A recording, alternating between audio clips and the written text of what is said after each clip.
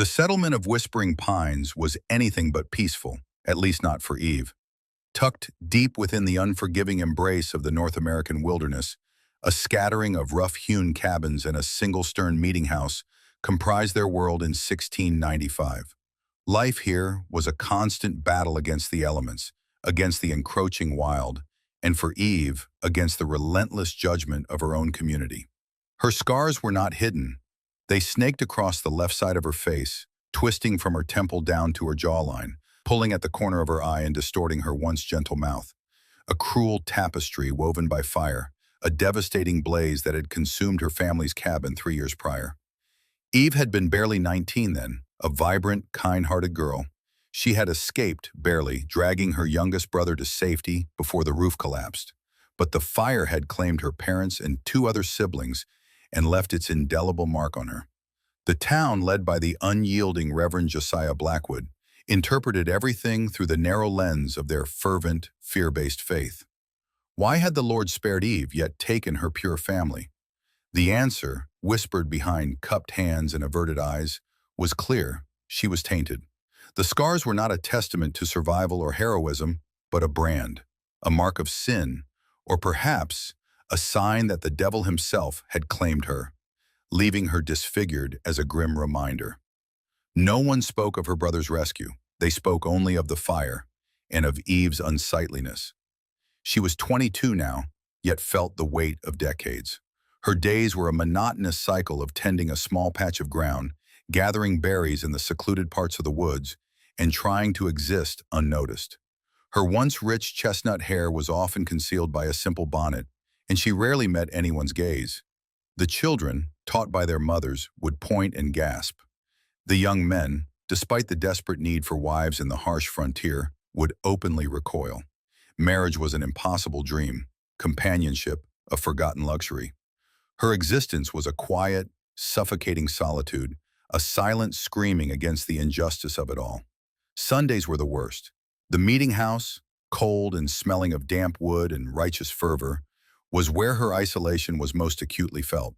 She sat in the back, always, her head bowed, hoping to become invisible, but invisibility was never an option for the marked. This particular Sunday, the Reverend Blackwood's sermon was a thunderous condemnation of outward imperfections reflecting inward sin. His eyes, sharp as flint, frequently sweeping towards Eve. He spoke of God's wrath, of purification through suffering, of the importance of an unblemished soul mirroring an unblemished countenance. The townspeople, already primed by gossip and their own fears, shifted in their pews. Then, as the sermon concluded and the congregation prepared for the final hymn, a shrill, childish voice pierced the somber air. "Mama, look at her face, it's ugly!" A small boy, perhaps 5 years old, pointed a chubby finger directly at Eve. A ripple of uncomfortable silence, then stifled giggles. The boy's mother quickly yanked his hand down, but her whispered reprimand was clearly for the outburst, not the sentiment. Other women, their faces a mixture of pity and thinly veiled disgust, averted their eyes, but not before Eve caught their fleeting glances. A few of the older boys, emboldened by the child's honesty and their parents' silent acquiescence, snickered openly. One teenage girl, known for her sharp tongue, mouthed the word demon with a cruel smirk. The mockery, though unspoken by most, was a physical blow. Eve felt the heat rush to her disfigured cheek, her eyes burning with unshed tears. She wished the rough wooden floor would swallow her whole. The Reverend cleared his throat, not to rebuke the children, but to signal the start of the final hymn, a silent endorsement of the boy's perceived truth. Her heart ached, a deep, raw wound that festered with each passing Sunday. She fled the moment the final "Amen" was uttered, escaping into the crisp autumn air, the town's judgment a visible aura around her.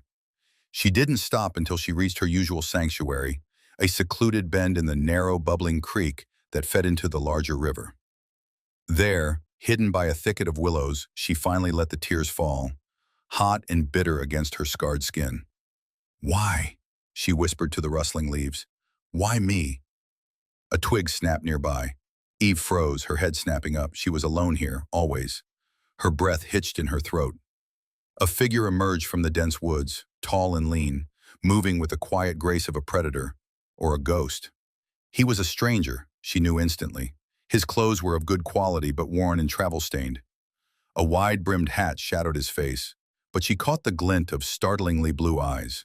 He carried no obvious weapon, but there was an undeniable competence in his bearing, the way he held himself. He was not from Whispering Pines. He stopped a few paces from her, his gaze sweeping over the creek, the trees, and then finally resting on her. Eve instinctively recoiled, pulling her shawl tighter, trying to hide her face. She braced herself for the inevitable flinch, the averted gaze, the look of polite horror she knew so well. But it didn't come. His eyes held no judgment, no pity, only a quiet, intense observation.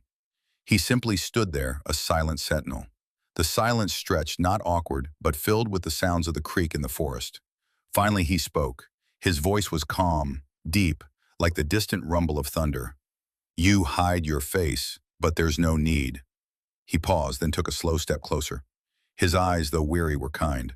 "The light catches the strength in your eyes, and the story etched on your skin, it tells of courage." Eve stared at him, bewildered. She had never heard such words, never. Not about her scars, not about her. My face, it is a curse," she whispered, her voice hoarse from crying. He took another step, then knelt slowly beside her, his movement unthreatening. He removed his hat, revealing dark, slightly tousled hair and a rugged face etched with lines that spoke of long journeys and hard-won battles. A faint scar, like a pale thread, ran through his left eyebrow. His eyes, though, were what held her, deep pools of an unnerving clarity. "A curse?" he murmured, his gaze gentle as it took in her scarred cheek, then rose to meet her eyes. "No, lass, it's a map. A map of a battle fought and survived. You have living eyes and a spirit that still breathes fire. That is beautiful."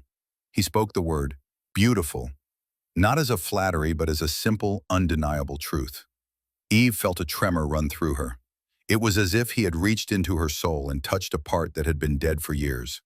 Tears, different now, welled in her eyes, tears of bewildered relief, of a fragile, impossible hope. Who are you?" she managed. "Damon," he replied, his gaze unwavering. "Just Damon. And you are Eve." He stated her name not as a question, but as a recognition, as if he had always known. Damon did not leave. He built a small camp a respectful distance from Whispering Pines, a solitary fire that flickered defiantly in the wilderness. Each evening, he would appear at the creek, not interrupting her silent vigil, but joining it. He never pressed her to speak, simply sitting, a comforting, solid presence. Slowly, tentatively, Eve began to share her story, not just of the fire, but of the crushing isolation, the town's judgment, the loneliness that had consumed her. Damon listened, his deep eyes reflecting the creek's silver sheen.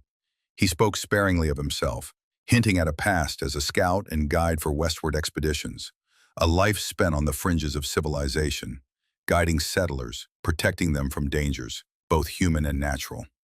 He had seen the harshness of the frontier, but also the unexpected tenderness of humanity. He had seen fear turn good people cruel, and he had seen courage bloom in the unlikeliest of souls. He never spoke of bounties, but of the wilderness, of tracking, of protecting, of the deep weariness that came from constantly facing the raw edge of life and death. He carried a rifle with an easy familiarity, and his movements were always precise, economical. Their bond grew, forged in shared silence and the slow, steady unveiling of their wounded souls. Eve found herself drawn to Damon's quiet strength, his unwavering gaze that saw beyond her scars, and the profound, accepting empathy in his presence. He saw the woman, not the brand. He, in turn, was captivated by her resilience, her gentle spirit that still flickered with warmth despite the years of coldness, and the quiet dignity with which she carried her pain. But their clandestine meetings by the creek, though hidden, could not escape the ever-present eyes of Whispering Pines. Deacon Silas Thorne, the Reverend's even more zealous brother, and a man who saw sin in every shadow, began to notice Eve's improved demeanor, the faint light that had returned to her eyes. He noticed the stranger's camp. His suspicions, fueled by ingrained prejudice, festered. One sun-drenched afternoon, as Eve tended her small, struggling garden, Deacon Thorne, accompanied by two gruff town constables, marched directly to her cabin. Her heart plummeted. "Eve Miller?" Deacon Thorne boomed, his voice dripping with self-righteous condemnation. "It has come to our attention that you are in league with a vagrant, a man of no known background who pollutes our sacred lands with his presence." Eve straightened, her hands trembling. "He is Damon. He has caused no harm. He has only shown me kindness." "Kindness from the unholy is a snare of the devil," Thorne snarled. "He is a wild man, unbaptized, wandering without purpose. His presence is a blight upon our God-fearing community, and your association with him only proves what we have long suspected about you."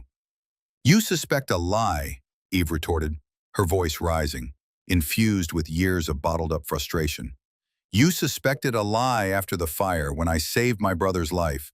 You suspected a lie when you saw my scars, a mark of survival, not sin. You suspect a lie because it is easier than seeing the truth." Her outburst silenced Thorne for a moment, his face contorted in a sneer.